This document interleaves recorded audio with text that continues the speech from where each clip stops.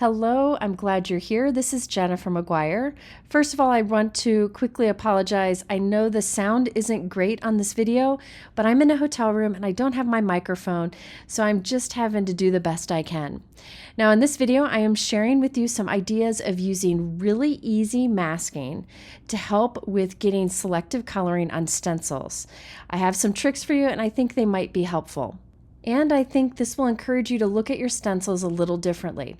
All right, I will be using this large layering stencil set. It's from Simon Says Stamp called Layered Pixie Flowers. Now these are big stencils, so you can make 5x7 slimline cards or get 2 for 1, which I'll be doing today. Now I'm starting with the first stencil and I'm just taping it onto a piece of white cardstock. These are super easy to line up, so no need to use any kind of special tool. Just tape the first one down and you'll be able to line up the next one very easily.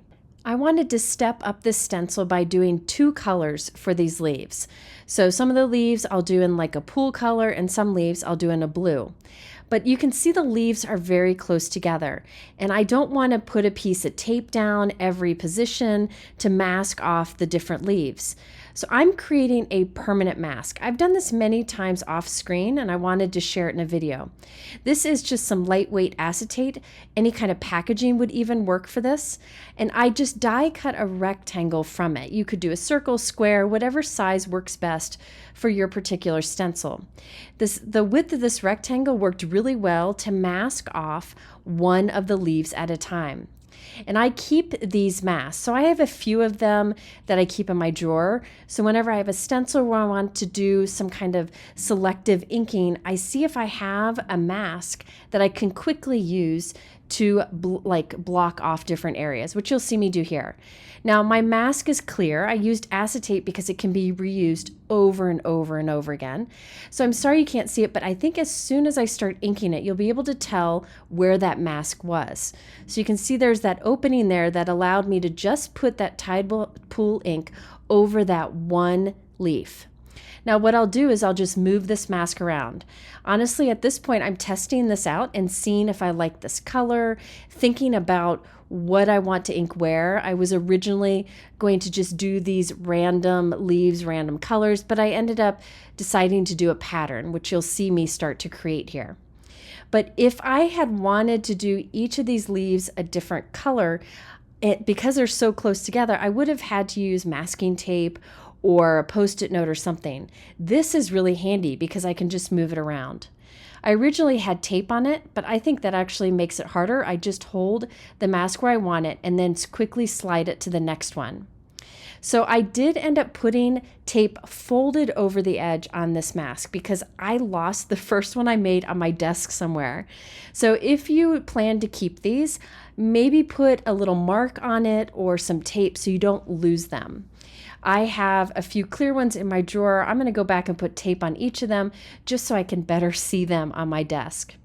So now I'm using a marine color. This is a beautiful blue color.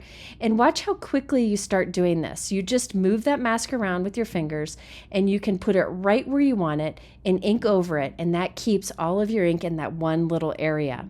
Now I've done variations of this in past videos. I will link to one of those videos up here on the top right and at the end of this video. But what I wanted to share with you today is this idea of kind of creating your own mask that you can keep.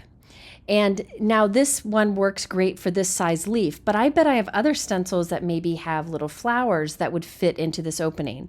So I keep a few of these in different sizes with different size openings. And you'll see I create a few more for this particular stencil. So don't think that you're just creating it for one stencil. You can reach for these often for different stencils. So now we have 2 different colors with what I normally would just do one color over. So it's really stepping up the result and allowing you to add more color. Now let's come in with the next stencil. This one creates a stem, more leaves, and a solid circle at the top. So I want the stems to be green and then the solid circle to be yellow. So let's do the stems first. Now I needed to cover that circle. See that circle opening? I want to cover that. I want to mask that. So I just die cut from a scrap piece of cardstock, a little circle that was just a bit bigger than that opening. You could use a circle punch. You could cut your own little circle. It doesn't have to be perfect by any means. And I also took a little rectangle scrap and taped it to it just so I have a little handle for my fingers.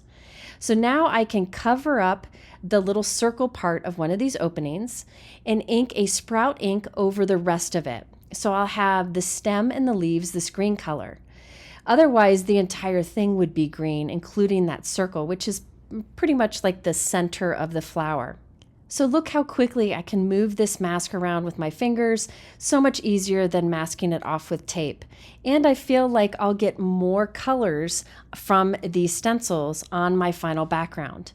Now, before I used acetate, so it was something I could reuse over and over again. This one's from Cardstock. It works just as well, but it's not one that I would probably keep over and use over and over again. So if it's something that I think I could use again in the future, I will definitely make it out of acetate. The acetate that I used earlier, by the way, is a lightweight acetate from Simon Says Stamp. It has a pretty good price point. You could also use any kind of packaging, but I do like to have a nice acetate on hand because it's great for a lot of different things in crafting, such as window cards, shaker windows, and so on. Okay, so now you may have noticed I allowed a little bit of green at the base of the circle, like a little halo of green. I thought that would add some fun to the final design. There you can see that little halo of green. You can also see I wasn't too careful in some spots and I got a little bit of green ink where I didn't want it. Don't worry about that. The best way to remove a little bit of ink is with a paper sander. That's what I have here. This is one of my most used tools in my craft room and one of the least expensive tools in my craft room. Highly recommend them for removing little fingerprints in tiny amounts of ink. All right, now with this stencil, I'm going to spray it a couple times with some rubbing alcohol and then wipe it clean. That's the fastest way to clean a stencil to remove any kind of ink. And then I'm coming back and lining it back up with what we've already done. So we've already done that green portion, but now we need to do the yellow. So that will be the circle. So off screen, I created another little stencil. You can see it there. It's acetate once again, and I just used a circle die to cut a hole from it. This is one I can use over and over again with different stencils. And this is bigger than the circle opening on my stencil. So it doesn't have to be the same size. A little bigger is actually handier because you don't have to line it up. So watch as I just move it from circle to circle, allowing me to put yellow over the circle area only and not over those green leaves that we already did. So this idea of creating a little mini mask to let you do selective inking can also be stretched to create little mini masks that allow you to add special touches to your projects. So I thought it'd be fun to add a pop of color inside of that yellow circle. So I used a small heart die to cut an opening in a piece of acetate, putting some tape on it just so I can see it as I'm working. And after I'm done, I don't lose it on my desk. And I'm going to put an orange heart at the center of each of these yellow circles. Now, when I layer inks, I do like to heat set the first layer before I add more or give it time to dry. That way, the second color you put on top will stay nice and crisp. You definitely could skip it if you want to, but it really does, to me, give better results. So I heat set it a little bit, and now I'm moving that little heart mask from circle to circle, adding a bit of orange ink. And this is just a fun way to add a little interest to this background and make it my own. By the way, this is Gina K Design Sweet Mango, which is one of my favorite orange colors. Okay, let's bring in that third stencil. This does like the petals on top of the flower. I'm using Concord and 9th Dragonfruit, which is a really bright pink, like a darkish bright pink, beautiful color, but I didn't want it to be too dark on my project. So one tip that I have is to pick up ink on your brush, then knock some of the extra ink off of the brush into the lid of the ink pad. Then when you need some more ink, go to that lid to pick it up. This will allow you to put a little bit less ink on your paper. It allows you to control how much you're putting down. You could knock that extra ink off onto your desk or onto scrap paper, but then it goes to waste. This way you can be sure to use it. And when you're done, just put that ink lid back on. That ink will stay in that lid and you'll be able to use it in the future too. So now we have our pink added, and it's kind of a medium pink instead of the dark pink that this ink is. I also thought I'd add a little bit of something between these flowers. Again, just kind of making it my own. So I created a little mask with a tiny circle die. And I'm doing a little dot of the marine color in between each flower. This is one of my favorite things to do. Say you have a basic single stencil that has a repeating pattern. Make a little dot stencil like this and add little dots into the pattern. Add more color that way. Make it your own that way. Get creative that way. I feel like the more we use our products creatively, the more inspired we are. And it really just kind of, they say creativity is like a muscle. The more you use it, the more you have. And I feel that's definitely true. So there's my final result. There on the left is what the packaging shows. So you can see how we added quite a bit to it just by doing those fun little DIY masks. All right, now let's turn this into 2 cards. Remember, this is a really big background. I took an A2 die here just to kind of plan out how I want to cut this out. I figure I could cut 1 panel from the top and then 3 flowers from the bottom, since there is a coordinating die available for this stencil set. Let's do this card first. I die cut 3 flowers out of that smaller piece using the coordinating die. For the background, I use this great new mid-century die from Simon Says Stamp. So many fun techniques you can do with this, but all I did was cut it from white cardstock and put it onto a fog colored note card, a light gray note card that is 4 1/4 by 5.5 inches. I can't wait to use that die. For other techniques, it's a good one. For a sentiment, I'm using this new Simon Says Stamp Happy Icons stamp set. I really like that best wishes for a great day. So I white heat embossed that onto a black cardstock strip. On the back of the strip, I'm gluing 3 scraps that I had in my stash. Anytime I cut off a little piece of cardstock, I save it. You can see a pile over there. These are great for building up dimension behind sentiment strips. It'll hold up much better when going through the mail than a foam strip would.